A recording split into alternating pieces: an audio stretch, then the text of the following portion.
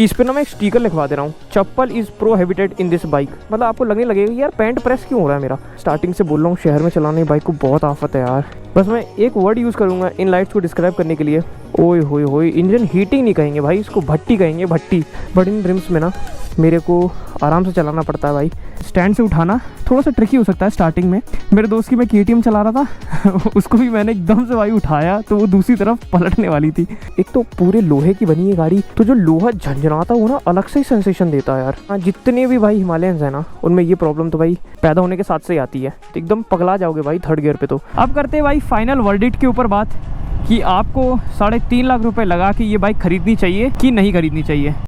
सभी को नमस्कार और स्वागत है एक और ब्रांड न्यू व्लॉग में। भाई जितनी धूप आज कड़क है ना उतना ही आज का कड़क कंटेंट होने वाला है भाई, क्योंकि आज कर रहे हैं भाई अपन ownership review of my bike Himalayan 450 2025। इस बाइक को भाई लिए हुए मेरे को ऑलमोस्ट 2 से ढाई महीना होने जा रहा है एंड इन 2.5 महीनों में मैंने 5000 किलोमीटर चला दिया है गाड़ी को, टू बी एग्जैक्ट 5291 किलोमीटर। इसका पहला ओनरशिप रिव्यू मैं रिकॉर्ड कर रहा हूँ। 2-2.5 महीनों में मतलब काफ़ी कुछ मेरे को पता चल चुका है इस बाइक के बारे में भाई, कि क्या अच्छाइयाँ हैं क्या बुराइयाँ हैं। तो आज की वीडियो में सब कुछ अपन कच्चा चिट्टा खोल देंगे भाई इस बाइक के बारे में। करते भाई स्टार्ट वीडियो को। तो भाई सबसे पहले स्टार्ट करते हैं भाई बाइक के नेगेटिव्स के ऊपर।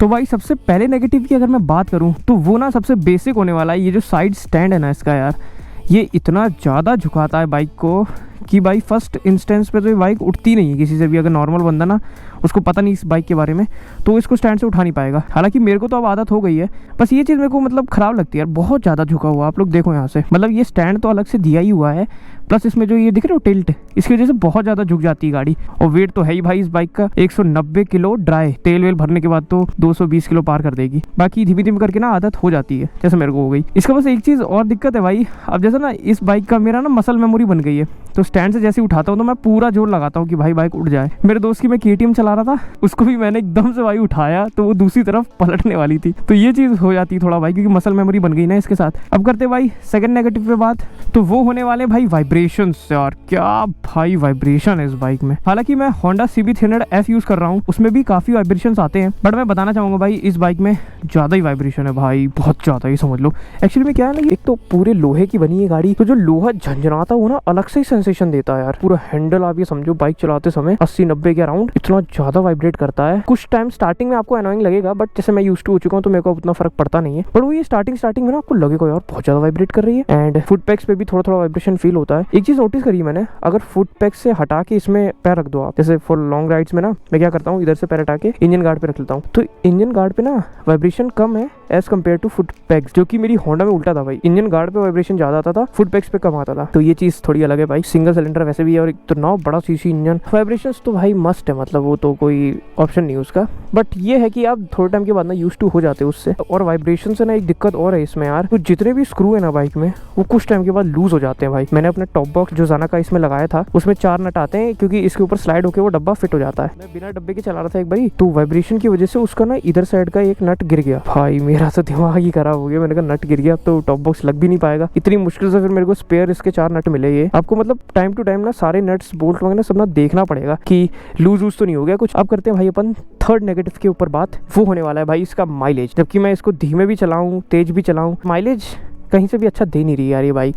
माइलेज आप ये समझ लो गाड़ी अराउंड दे रही है 30 से कम समझ लो भाई। आप किसी भी केस सिनेरियो में 30 के ऊपर जा ही नहीं रहा है इसका एवरेज। भले ही आप 80 पे क्रूज करो, 90 पे क्रूज करो, 120 पे क्रूज करो, भाई 30 के ऊपर एवरेज जा ही नहीं रहा है इसका। हो सकता है वो चीज़ इसलिए हो रही हो मेरी बाइक में क्योंकि मैंने ना इसमें ट्यूबलेस रिम्स लगवा ली है, और ट्यूबलेस रिम्स एक्स्ट्रा हैवी है भाई नॉर्मल वाली रिम्स से। जब से मैंने चेंज करवाया ना ये दोनों टायर, गाड़ी को चलाने का ही फील अलग हो गया यार, बहुत भारी सी फील होती है। और ये टायर ना जब भी गड्ढों पे जाते हैं तो एक ना मतलब कैसे समझाऊँ, एक बजने जैसा फील होता है कि और कुछ बहुत जोर से बजा है। जो पुराने वाले जो ट्यूब वाले जो रिम्स थे ना वो हल्के हैं ना, वो बहुत स्मूथ थे भाई। वो गड्ढों पे कुदाओ उसमें तो फ़र्क ही नहीं पड़ता था। बट इन रिम्स में ना मेरे को आराम से चलाना पड़ता है भाई, और इस भारीपन की वजह से एवरेज भी जाता है, मतलब काफ़ी कुछ इफेक्ट हो रहा है। बट ठीक है भाई, वो पंचर वाला जो एक सिरदर्द था ना वो हट जाता दिमाग से। अब आते हैं अपन फोर्थ नेगेटिव पे, तो वो तो ऑफकोर्स होने वाली है भाई ये हेडलाइट्स। बस मैं एक वर्ड यूज़ करूँगा इन लाइट्स को डिस्क्राइब करने के लिए, वो होगा यूजलेस। कुछ काम नहीं करेंगी, कुछ आप मतलब इनके सहारे आप कुछ नहीं कर सकते। तो इसलिए मैंने ऑक्सिलरी लाइट्स लगवा रखी है लॉन्ग राइड्स के लिए। अब आते हैं भाई अपन फिफ्थ नेगेटिव के ऊपर, तो वो होने वाला है भाई इंजन हीटिंग। ओए होए होए, इंजन हीटिंग नहीं कहेंगे भाई, इसको भट्टी कहेंगे, भट्टी। हीटिंग भी छोटा शब्द है भाई इस बाइक के लिए। मतलब भाई इतना ज्यादा हीट होता है ये इंजन कि इस पे ना मैं एक स्टिकर लिखवा दे रहा हूँ, चप्पल is prohibited in this bike. चप्पल पहन के तो बैठो ही मत भाई, चिपक ही जाएगी पूरी इंजन में। और बहुत जल्दी हो जाता है गर्म। आप मतलब एक गली से दूसरी गली पहुंचोगे, इंजन उबाल मारना स्टार्ट कर देगा भाई। आपकी टांगे जो है ना वो प्रेस, मतलब आपको लगने लगेगा यार पैंट प्रेस क्यों हो रहा है मेरा। तो इंजन बहुत जल्दी हीट होता है इसका। बट जैसे ही आप हाईवेज पे पहुंच जाओगे ना और 80-90 की स्पीड आप पकड़ लोगे तो रेडिएटर के थ्रू इंजन हो जाता है कूल, तब इतना ज्यादा गर्म लगता नहीं। बट आप सिटी में घूम रहे होगे ना तब इंजन इसका बहुत ज्यादा गर्म लगता है यार। स्टार्टिंग से बोल रहा हूँ, शहर में चलाने बाइक को बहुत आफत है यार। बताओ भाई, मैं बाइक की हीट की बात कर रहा था, ओवर हीट से मेरा कैमरा ही बंद हो गया, इतनी ज्यादा धूप है यार। अब आते हैं अपन 6th नेगेटिव के ऊपर। तो वो एक नेगेटिव बहुत से लोगों के लिए नेगेटिव होगा, बट मेरे लिए उतना ज्यादा नेगेटिव नहीं है। वो होने वाला है भाई इसका इंजन नॉइज। देखो भाई, ये ना इसका इंजन ना बहुत वोकल है यार। आप अगर बिना हेलमेट के चलाओगे ना ये बाइक को तो आपको इंजन ऐसा लगेगा कि यार इतनी आवाज आ कहाँ से रही है भाई। हेलमेट की वजह से ना, वो सारा इंसुलेशन की वजह से आपको उतना नहीं फील होता। बहुत से लोगों को ये बहुत एनोइंग लगेगा यार इसका इंजन। जरा सा भी एक्सीलेटर आपने दे दिया 5000 आरपीएम के ऊपर तो पागल हो जाती है भाई, एकदम चीखने लगती है। अब आते हैं अपन 7th नेगेटिव के ऊपर। तो वो होने वाला भाई इसका राइट साइड पुलिंग। तो भाई राइट साइड पुलिंग का इसमें काफी मेजर इशू है यार। जितने भी भाई हिमालयंस है ना उनमें ये प्रॉब्लम तो भाई पैदा होने के साथ से ही आती है। अगर आपने हैंडल छोड़ दिया तो गाड़ी अपने आप ही राइट को भागने लगती है। उसका सॉल्यूशन मेरे को मिला ही नहीं इंटरनेट में। अगर आप लोगों को मिले तो मेरे को कमेंट्स में बता देना यार, क्योंकि मेरे को तो अभी तक मिला नहीं सॉल्यूशन इसका। अब करते हैं भाई 8वें नेगेटिव के ऊपर बात। तो वो होने वाली भाई ये डिस्प्ले ये काफी लैगी है यार। एंड अगर आपने गूगल मैप लगा लिया तो वो अलग ही दुख देगा भाई। इसमें आपको गूगल मैप कनेक्ट करने के लिए फोन की डिस्प्ले को परमानेंटली ऑन रखना पड़ेगा, तब आप इसमें गूगल मैप चला पाओगे। और गूगल मैप भी नहीं है, रॉयल एनफील्ड का ही एक मैप है, वो आप लगा सकते हो। उसके लिए आपको फोन ऑन करना पड़ेगा।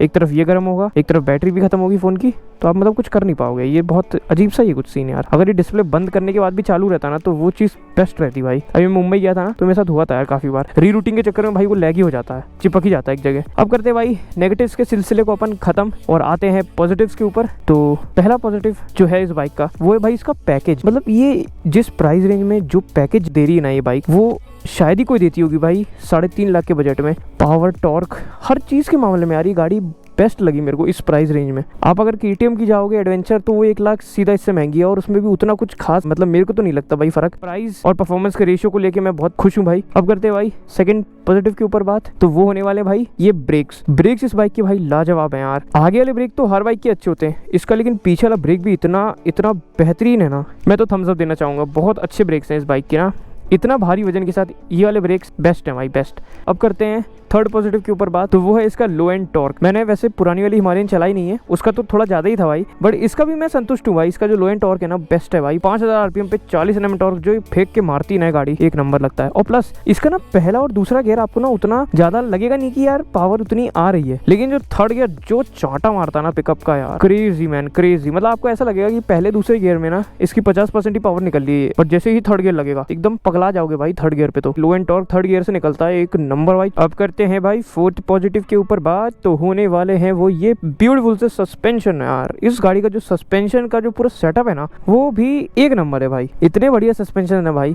कि गड्ढों और ब्रेकर्स पे तो ब्रेक लगाने का ही मन नहीं करता, एकदम ग्लाइड करके चली जाती है भाई। अभी तो ऐसी आदत हो गई कि भाई कुआं और खाई भी आती तो भी ब्रेक नहीं लगाता भाई।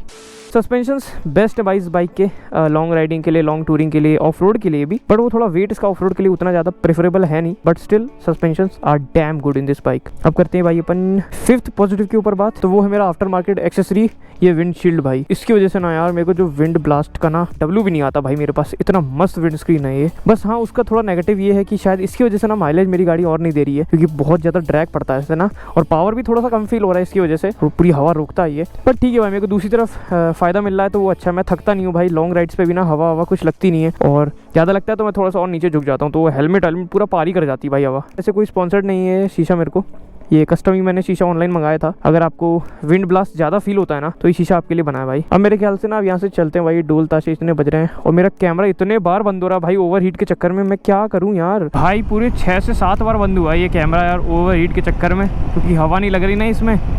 तो अपन अब 6 जो पॉजिटिव है ना उसकी चलते चलते बात करेंगे। तो 6 पॉजिटिव इस बाइक का ना, इसका मेन स्टैंड है भाई। मेरे को इतना बेनिफिट देता है ना यार ये मेन स्टैंड, क्योंकि ये बाइक का ना चैन ना और भी ज़्यादा जल्दी गंदी होती है भाई। जितनी बड़ी बाइक आप लोगे उतना ही उसकी चैन जल्दी गंदी होगी। तो भाई वो चैन साफ़ करना ना, अगर ये मेन स्टैंड नहीं होता तो भाई चांस ही नहीं था, इसमें वो जैक ही लगाना पड़ता भाई। इतनी भारी एक तो बाइक है। बिना जैक के उठेगी नहीं। तो भाई मेन स्टैंड इस बाइक के लिए बहुत ज़्यादा ज़रूरी है यार। अब करते हैं भाई फाइनल वर्डिक्ट के ऊपर बात कि आपको 3.5 लाख रुपए लगा के ये बाइक ख़रीदनी चाहिए कि नहीं ख़रीदनी चाहिए। तो मेरा सीधा आंसर है भाई, अगर आपका सिटी में घूमने का पर्पस है, मतलब आपको सिटी में ही घूमना है, आपका मतलब 90% अगर सिटी राइड है और 10% आप थोड़ा बहुत घूमते हो, तो मेरे हिसाब से ये बाइक मत लो आप। अगर आपको प्रॉपर टूरिंग ही करनी है तब ये बाइक लो, क्योंकि एवरेज की भी इसमें दिक्कत है और इतनी भारी बाइक है ना, उसको मनूवर करना भी एक दिक्कत है। तो आप अगर पूरे टाइम शहर में ही घूमते हो तो मेरे हिसाब से आप इस बाइक को अवॉइड करो भाई। अगर प्रॉपर टूरिंग करनी है आपको तभी इस बाइक को लेना यार। सिटी में घुमाने के लिए बाइक मैं बिल्कुल रिकमेंड नहीं करूँगा भाई आप लोगों को। जितने प्राइस में जितना पैकेज मिल रहा है हमको, आई एम फुली सेटिस्फाइड भाई। आप ले सकते हो, बढ़िया ढंग से लो। बस कुछ कमियां हैं जो मैंने बता दी वीडियो में, अगर आपको लगता है वो कमियां आपके लिए ज़्यादा इफेक्ट करेंगी तो अवॉइड करना इस बाइक को। अनटिल अनलेस अगर आप उन नेगेटिव्स के साथ लिव अप टू कर सकते हो तो ले लो इस बाइक को भाई। बाकी भाई 2 दिन में अपन वापस ग्वालियर के लिए निकल रहे हैं। तो भाई अपना जो इंदौर का क्वेस्ट था वो अपन कंप्लीट करने वाले हैं, क्योंकि भाई छोटा चेतक की बहुत याद आ रही है यार। अब तो ग्वालियर जाने के बाद ना इस बाइक को मैं निकालूंगा ही नहीं यार। अपन होंडा में घूमेंगे अपनी प्यारी छोटी सी क्यूट सी बाइक में। इतने दिनों से बाइक खड़ी है, वो कोई चला ही नहीं रहा है उसको। पापा बीच में गए थे तो थोड़ा चलाया था, बट उसके बाद से बंद पड़ी है वो बाइक। होप्स आप लोगों को भाई इंदौर का जो ही मेरा पूरा जो ट्रिप था 2 महीने का, इसमें जहाँ जहाँ मैं घूमा, उदयपुर, मुंबई और जो भी छोटी मोटी डेस्टिनेशन मैंने कवर की है, होप्स आप लोगों को पसंद आई होगी। थोड़ा सपोर्ट आपके एंड से कम मिला है मेरे को इस बार, नहीं तो व्यूज़ और वॉच टाइम वगैरह ना पहले मेरे को थोड़ा ज़्यादा ही मिलता था, बट इंदौर वाली ट्रिप में उतना कुछ खास मिला नहीं है। थोड़ा डिमोटिवेट भी हुआ इस चीज़ से मैं, पर इसलिए मैंने अपने आप को संभाला है भाई। अभी तो स्टार्टिंग फेज़ है यार, अपन बहुत कुछ करेंगे। अभी उतार चढ़ाव आते रहते हैं भाई, अपन को उन उतार चढ़ाव को पार करके आगे बढ़ते रहना है। ठीक है, चलो भाई करते हैं इस वीडियो को यहीं पे एंड। होप्स आपको वीडियो पसंद आई, और अगर पसंद आई तो गिव इट थम्स अप, और चैनल पे नए हो सब्सक्राइब जरूर से करना भाई। फिर अपन मिलेंगे किसी एक और नए ब्लॉग में। अरे भाई तब तक के लिए टेक केयर और बाय बाय। बाइक भी करी बाय बाय। हाँ